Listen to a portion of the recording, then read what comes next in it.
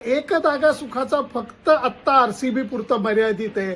100 धागे दुःखांचे हे खरोखर मुंबई आहे, LSG आहे यांच्या बाबतीत ते सत्य ठरलंय. आणि त्याच्याबरोबर पंजाब सारख्या संघाचं तर काय बोलावं मला खरोखर कळत नाहीये.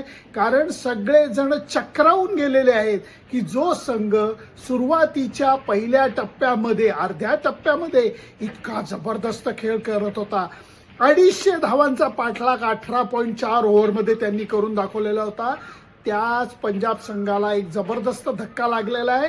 आणि आत्ता त्यांची अशी काय अवस्था आहे की त्यांनी पुढची मॅच जिंकली तरी त्यांना दुसऱ्यांवरती अवलंबून राहणार आहे प्लेऑफमध्ये क्वालिफाय होण्याकरता.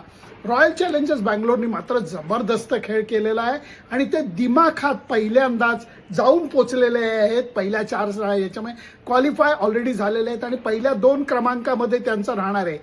IPLच्या प्लेऑफमध्ये जात असताना पहिल्या 2 क्रमांकामध्ये राहण्याला खूप महत्त्व आहे.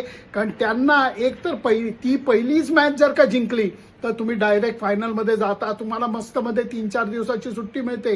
दुर्दैवाने ती मॅच तुम्ही गमावली तरी तुम्हाला अजून एक संधी मिळते. त्यामुळे पहिल्या 2 नंबरमध्ये येण्यासाठी सगळ्या संघांची धडपड चालू आहे.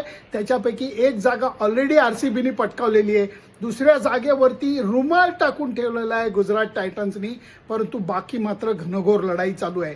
एक लक्षात घ्या, पंजाब टीम बाबत जेव्हा आपण विचार करतो की असं त्यांचं काय झालं, बॉलिंग जबरदस्त होती का, त्या मानाने नाही. कारण अर्शदीप आणि चहल हे त्यांचे मुख्य आधारस्तंभ होते. त्यांच्यापैकी कोणाला जर का धक्का लागला तर बाकीच्या बॉलर्सना दडपणाखाली समोरच्या तगड्या बॅट्समनना बॉलिंग करणं हे शक्य झालं नाही. त्याच्याही पेक्षा पंजाब संघाच्या विजयाचे आधारस्तंभ होते 3 फलंदाज, प्रभसिमरन सिंग, आर्या आणि त्याच्याबरोबर कॅप्टन श्रेयस अय्यर. प्रियांश आर्यानी जेव्हा प्रभसिमरन बरोबर जबरदस्त ओपनिंग करून दिली आहे, पंजाब संघ वेगळा दिसलाय.